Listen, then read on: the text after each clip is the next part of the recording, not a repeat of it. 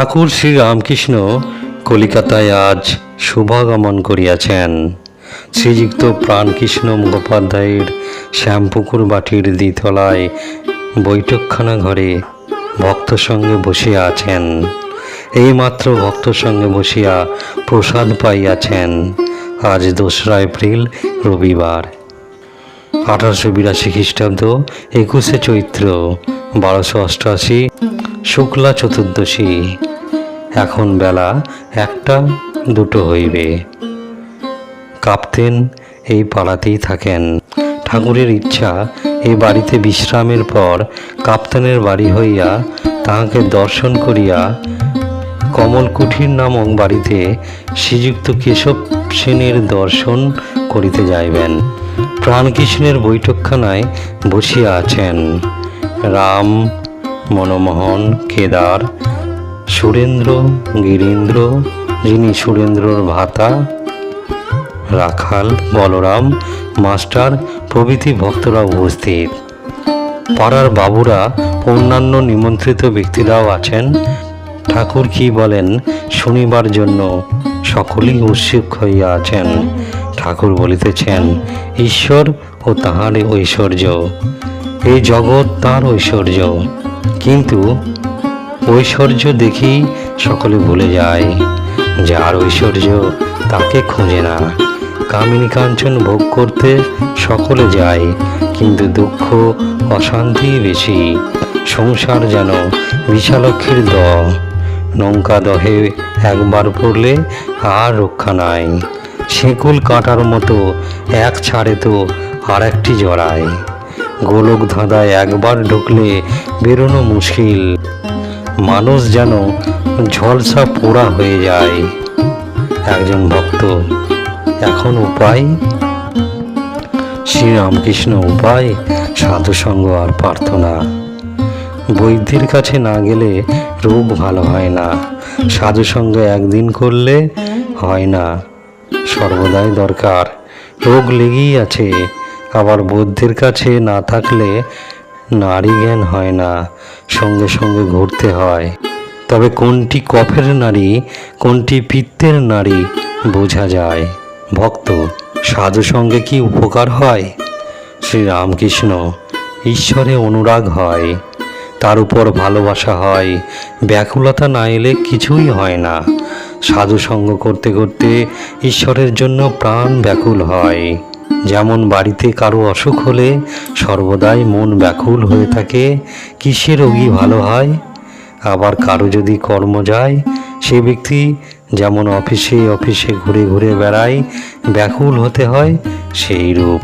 যদি কোনো অফিসে বলে কর্ম খালি নেই, আবার তারপরে দিন এসে জিজ্ঞাসা করে আজ কি কোনো কর্ম খালি হয়েছে? আরেকটি উপায় আছে, ব্যাকুল হয়ে প্রার্থনা। তিনি যে আপনার লোক, তাকে বলতে হয় তুমি কেমন, দেখা দাও, দেখা দিতেই হবে। তুমি আমাকে সৃষ্টি করেছো কেন? শিখরা বলেছিল ঈশ্বর দয়াময়। আমি তাদের বলেছিলাম দয়াময় কেন বলবো? তিনি আমাদের সৃষ্টি করেছেন যাতে আমাদের মঙ্গল হয়। তা যদি করেন, সে কি আর আশ্চর্য? মা বাপ ছেলেকে পালন করবে, সে আবার দয়া কি?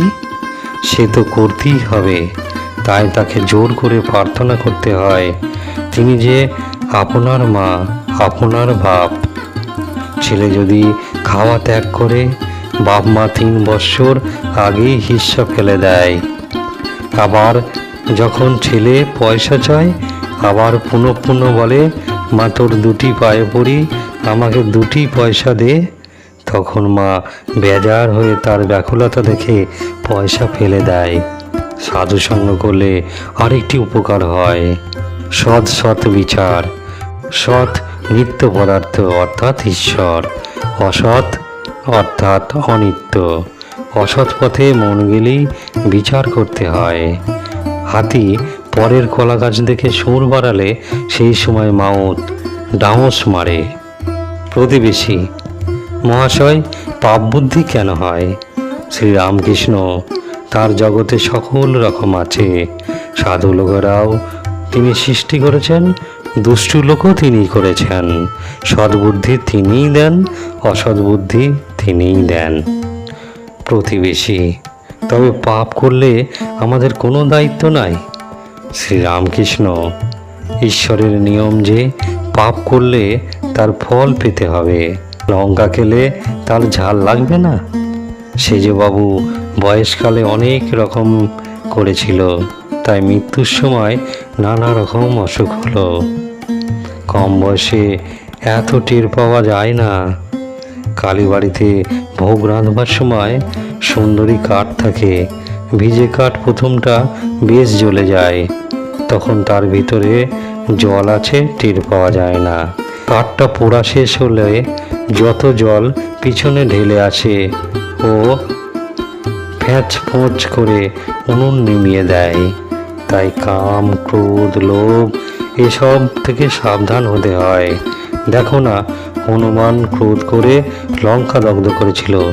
শেষে মনে পড়ল অশোক বনে সীতা আছেন, তখন ছটফট করতে লাগলো, পাছে সীতার কিছু হয়। প্রতিবেশী, তবে ঈশ্বর দুষ্টু লোক করলেন কেন? উত্তরে ঠাকুর কি বলেছিলেন তা শোনাবো পরের ভিডিওতে। শ্রী শ্রী রামকৃষ্ণ কথামৃত পাঠের পর্ব শীঘ্রই ফিরছি আগামী পর্ব নিয়ে। শ্রী শ্রী রামকৃষ্ণ কথামৃত পাঠ সঙ্গে থাকবেন, শুনতে থাকবেন ভক্তি ভরে শ্রী শ্রী রামকৃষ্ণ কথামৃত। নমস্কার।